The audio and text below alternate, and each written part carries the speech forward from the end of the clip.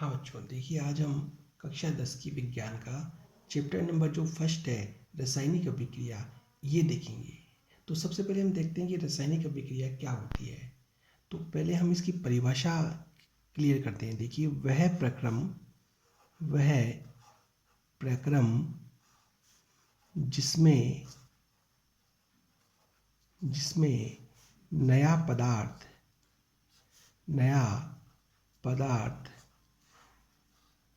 नए गुणों के साथ बनता है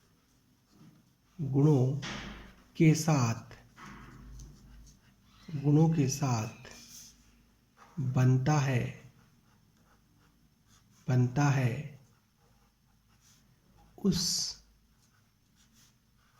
प्रक्रम को रासायनिक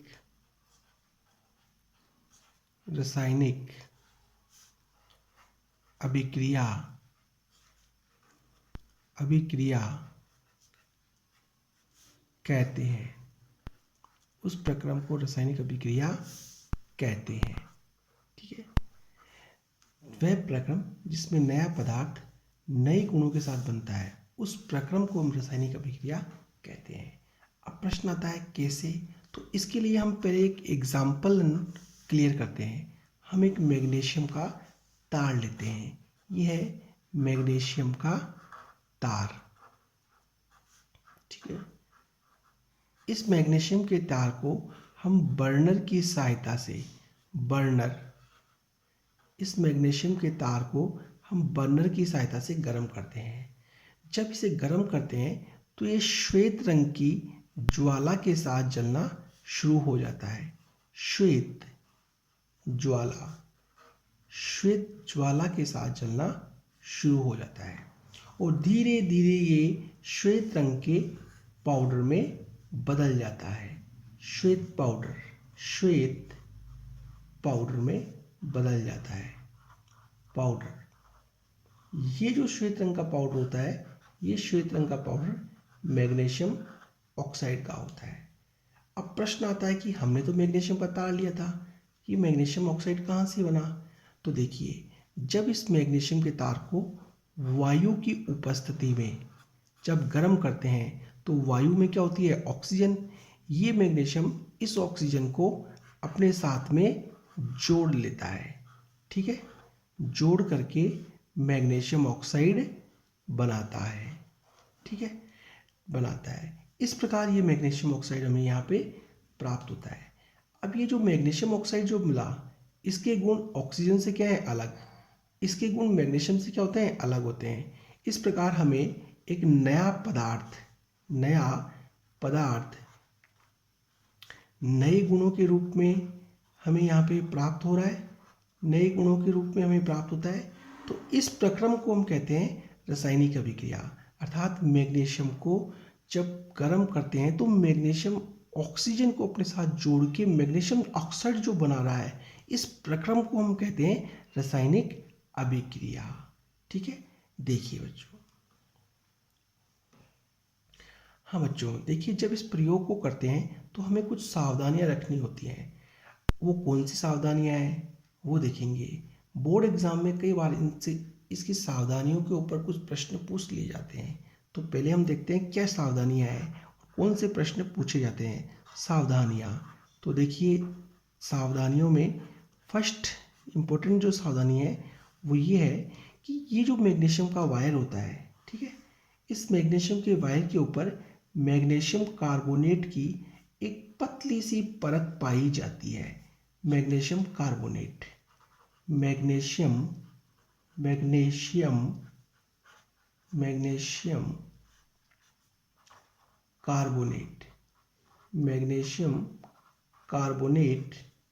की परत पाई जाती है। ठीक है, ये परत जो होती है इस मैग्नीशियम के तार को ऑक्सीजन से अभिक्रिया करने से रोकती है गर्म करते वक्त। तो अतः इसलिए इस ऑक्साइड की मैग्नीशियम कार्बोनेट की परत को क्या होना, हटाना जरूरी हो गया, क्योंकि जब तक ये हटेगी नहीं तो ये परत इस मैग्नीशियम के तार को ऑक्सीजन से क्रिया नहीं करने देगी। तो इस परत को हटाने के लिए हम इस तार को रेगमाल से साफ करते हैं। तो इसका क्या लिखेंगे हम कि मैग्नीशियम मैग्नीशियम मैग्नीशियम के तार को रेगमाल से साफ करते हैं, जिससे मैग्नीशियम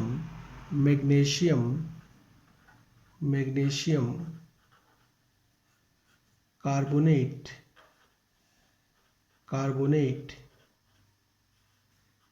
की परत हट जाए और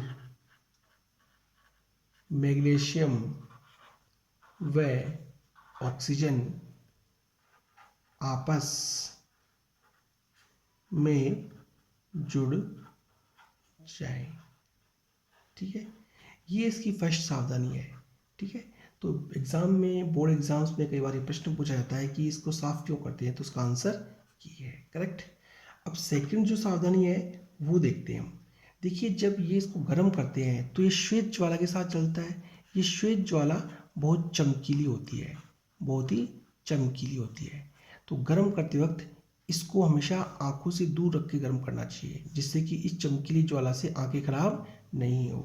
तो सेकंड आंसर हो गया कि गर्म करते समय आँखों से दूर रखकर गर्म करें। ठीक है, जिससे कि आंखें खराब नहीं हो। तो ये रासायनिक अभिक्रिया की परिभाषा है, ये इसका एग्जाम्पल, ये सावधानियां और जिनसे पर पूछे जाने वाले प्रश्न है। देखिए बच्चों, अब हम अगला टॉपिक देखेंगे। कुछ अन्य उदाहरण देखते हैं, रासायनिक अभिक्रिया के अन्य उदाहरण। देखिए, अन्य उदाहरण देखिए, कुछ और एग्जाम्पल देखते हैं। जैसे दूध का खट्टा होना। दूसरा है दूध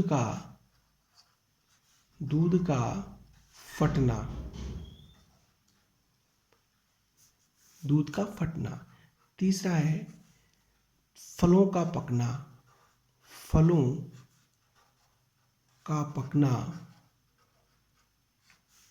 और एग्जाम्पल लें तो जंग का लगना।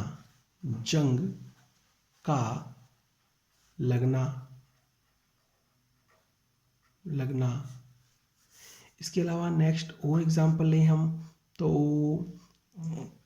भोजन का बनना।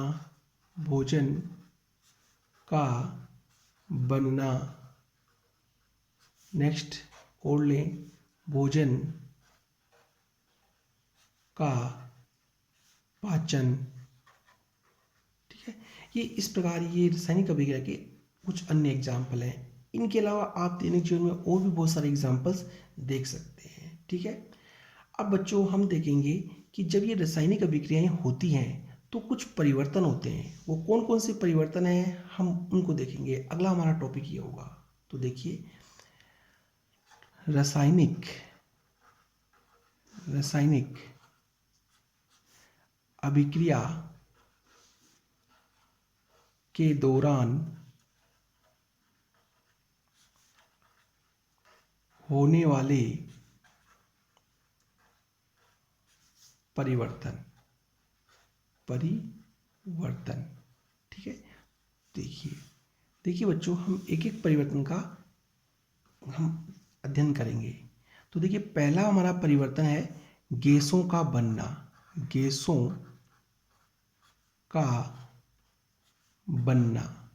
अब प्रश्न आता है गैसों का बनना कैसे। देखिए, कुछ रासायनिक अभिक्रियाएं ऐसी होती हैं जिनमें गैसें बनती हैं। कैसे, वो देखते हैं। देखिए हमने ये यहाँ एक कॉनिकल फ्लास्क लिया, ठीक है। इस कॉनिकल फ्लास्क के अंदर हमने जस्ते के कुछ टुकड़े डाले, जस्ते के कुछ टुकड़े डाले, ठीक है। इन जस्ते के टुकड़ों में, जस्ते के टुकड़े, ठीक, इन जस्तों के टुकड़ों में कुछ मात्रा में हमने तनु सल्फ्यूरिक अम्ल मिलाया, तनु H2SO4 मिलाया। जब तनु अम्ल को हम जस्ते के साथ मिलाते हैं तो कुछ समय बाद इन जस्तों के टुकड़ों के चारों तरफ हम गैस, कुछ बुलबुले हमें दिखाई देते हैं। ये जो बुलबुले दिखाई दे रहे हैं ये बुलबुले होते हैं हाइड्रोजन गैस के, हाइड्रोजन गैस के, H2 गैस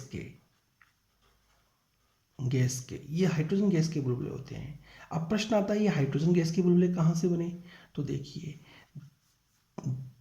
जस्ते ने जब सल्फ्यूरिक अम्ल से अभिक्रिया की, ठीक है, तो जस्ता जो होता है इस यौगिक में से हाइड्रोजन को हटा के सल्फेट को अपने साथ जोड़ लेता है और जिंक सल्फेट बनाता है, साथ में हमें प्राप्त होती है हाइड्रोजन गैस। इस प्रकार हाइड्रोजन गैस बनी।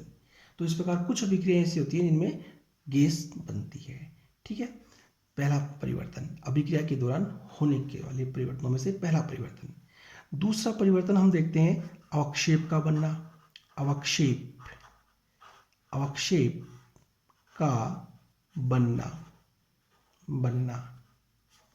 तो अवक्षेप का बनना कैसे वो देखते हैं। तो सबसे पहले देखते हैं अवक्षेप क्या होता है। देखिए वह ठोस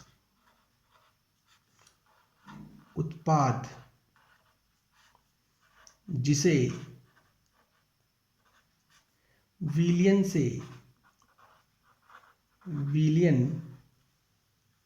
से पृथक किया जा सके, अभिक्रिया के दौरान, अभिक्रिया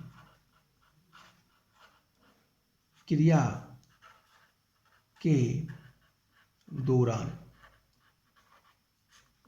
वह ठोस उत्पाद जिसे विलयन से हम पृथक कर सके अभिक्रिया के दौरान, उसे अवक्षेप कहते हैं, ठीक है। तो ये है अवक्षेप की परिभाषा। अब कैसे, तो इसके लिए हम दो एग्जाम्पल्स लेते हैं, ठीक है। देखिए तो पहला एग्जाम्पल हम देखते हैं, दो एग्जाम्पल्स लेते हैं। देखिए हम एक बीकर लेते हैं। फर्स्ट एग्जाम्पल हम एक बीकर लेते हैं, ठीक है। इस बीकर के अंदर हम कुछ मात्रा में पोटेशियम आयोडाइड लेते हैं, ठीक है। इस पोटेशियम आयोडाइड के अंदर कुछ मात्रा में हम लेड नाइट्रेट को मिक्स करते हैं, लेड नाइट्रेट को मिक्स करते हैं। जब आप लेड नाइट्रेट को इसके अंदर मिक्स करोगे तो कुछ समय बाद आपको यहाँ पर एक इस प्रकार का पीले कलर का अवक्षेप सा पदार्थ बनता हुआ दिखाई देगा, ठीक है। पीले कलर का इस प्रकार का बनता हुआ दिखाई देने लग जाएगा, ठीक है। इस अवक्षेप को हम ये जो अवक्षेप होता है ये अवक्षेप होता है लेड आयोडाइड का, ठीक है। लेड आयोडाइड का अवक्षेप होता है, ठीक है। अब ये जो अवक्षेप लेड आयोडाइड, ये पीला रंग जब बनने लगे तो आप ये अनुमान लगाना कि लेड आयोडाइड बनना स्टार्ट हो गया, जो एक प्रकार का अवक्षेप होता है। अब ये कैसे बनता है वो देखते हैं। देखिए पोटेशियम आयोडाइड और लेड नाइट्रेट ये आपस में अभिक्रिया करते हैं। कैसे, देखिए potassium iodide plus lead nitrate NO3 correct. तो यहाँ पे पोटेशियम इस यौगिक में से नाइट्रेट को अपने साथ जोड़ लेता है, बनाता है लेड नाइट्रेट, करेक्ट। और इधर लेड आयोडाइड को अपने साथ जोड़ के बनाता है लेड आयोडाइड, करेक्ट। इस प्रकार लेड आयोडाइड जो अवक्षेप है उसका फॉर्मेशन होता है। अवक्षेप जो कि एक प्रकार का क्या है, अवक्षेप है। एक अभिक्रिया और देखते हैं जो भी आपके सिलेबस की है। दूसरी देखिए, हम एक टेस्ट ट्यूब लेते हैं, ठीक है। इस टेस्ट ट्यूब के अंदर हम सोडियम सल्फेट को लेंगे, ठीक है, कुछ मात्रा के अंदर, और कुछ मात्रा के अंदर हम बेरियम क्लोराइड को लेते हैं। दोनों आपस में अभिक्रिया करेंगे। इन दोनों की अभिक्रिया जब करते हैं तो एक वाइट कलर का ठोस पदार्थ बनना स्टार्ट हो जाता है, ठीक है। अब वो ठोस पदार्थ किसका होता है वो देखते हैं। तो देखिए, ये दोनों सबसे पहले अभिक्रिया करते हैं Na2SO4 प्लस BaCl2, ठीक है। तो यहाँ देखिए, सोडियम क्लोरीन को अपने साथ ऐड करता है और सोडियम क्लोराइड बनाता है, ठीक है। और यहाँ बेरियम सल्फेट को अपने साथ जोड़ता है और बेरियम सल्फेट बनाता है। ये बेरियम सल्फेट होता है, ये श्वेत रंग का होता है और ये एक प्रकार का अवक्षेप होता है, अवक्षेप, ठीक है, होता है। तो यहाँ पर बेरियम सल्फेट क्या है, एक अवक्षेप है, ठीक है। तो ये देखिए, दो अभिक्रियाएं हैं। अब चूंकि इस प्रकार की अभिक्रियाओं में अवक्षेप बनता है, इसलिए ऐसी अभिक्रिया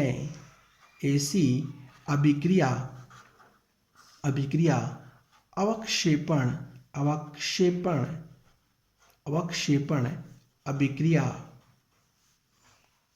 कहलाती है। इस प्रकार की अभिक्रिया किस अवक्षेपण अभिक्रियाएं कहलाती हैं, करेक्ट। तो ये दूसरा एग्जाम्पल था। अब हम तीसरा एग्जाम्पल देखते हैं, ताप में परिवर्तन। तो ताप में परिवर्तन, तीसरा एग्जाम्पल रासायनिक अभिक्रिया के दौरान जो होने वाले जो परिवर्तन है, उसमें तीसरा एग्जाम्पल है हमारा ताप में परिवर्तन। तो देखिए, हम एक बीकर लेते हैं, ठीक है। इस बीकर के अंदर कुछ मात्रा में हम कैल्शियम ऑक्साइड लेते हैं, कैल्शियम ऑक्साइड। इसे हम बिना बुझा हुआ चूना भी कहते हैं, बिना बुझा चूना भी कहते हैं, ठीक है, चूना। जब इस बिना बुझे हुए चूने के अंदर जब हम पानी को ऐड करते हैं, वाटर को जब हम ऐड करते हैं, ठीक है, पानी को जब हम ऐड करते हैं, तो पानी को ऐड करने के बाद धीरे धीरे ऊष्मा उत्पन्न होना स्टार्ट हो जाती है। यह है ऊष्मा उत्पन्न होना स्टार्ट हो जाती है। जब ऊष्मा उत्पन्न होना स्टार्ट हो जाती है, इसके बाद यदि हम इस बीकर को थोड़ा सा हाथ से टच करेंगे तो हमें बीकर बहुत गर्म सा नजर आएगा, ठीक है। और विलियन जो ये सॉल्यूशन है, विलियन, इसका ताप भी क्या हो जाएगा, बढ़ जाएगा। तो इस प्रकार देखा, पानी और कैल्शियम ऑक्साइड दोनों जब अभिक्रिया करते हैं तो ऊष्मा उत्पन्न होती है, जिससे विलियन के ताप में क्या हो गया, परिवर्तन हुआ। तो ये इस प्रकार अभिक्रिया के दौरान कुछ अभिक्रिया ऐसी होती हैं जिनके दौरान ताप में परिवर्तन होता है, ठीक है। तो ये अभिक्रिया कैसे हुई वो देखते हैं। CaO plus H2O, correct. अब कैल्शियम ऑक्साइड वाटर से क्रिया करके कैल्शियम हाइड्रोक्साइड बनाता है और साथ में क्या उत्पन्न करता है, ऊष्मा उत्पन्न करता है। इसको बोलते हैं बुझा हुआ चूना, भी कहते हैं बुझा हुआ चूना, ठीक है। और ये होता है बिना बुझा हुआ चूना, जैसा कि हमने यहाँ बताया। तो ये ताप में परिवर्तन रासायनिक अभिक्रिया का तीसरा एग्जाम्पल है। अब हम नेक्स्ट एग्जाम्पल देखते हैं कि रंग में परिवर्तन कैसे होता है वो देखते हैं। नेक्स्ट एग्जाम्पल, रंग में